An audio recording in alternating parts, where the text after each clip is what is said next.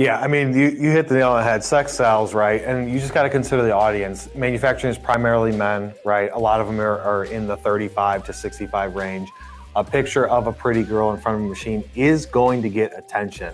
Like, you know about Thirst Trap.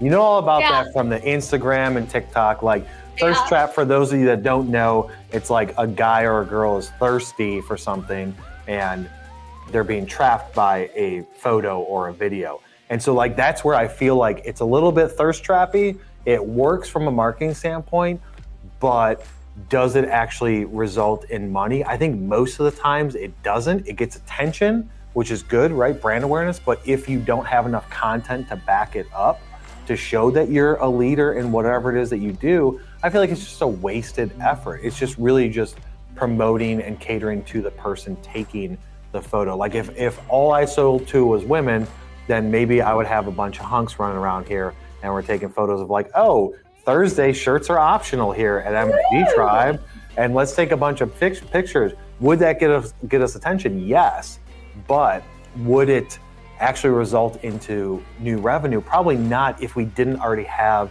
all the content we produce and show people like we know what we're doing when it comes to industrial marketing. Nobody can touch it and nobody can do better than what we do.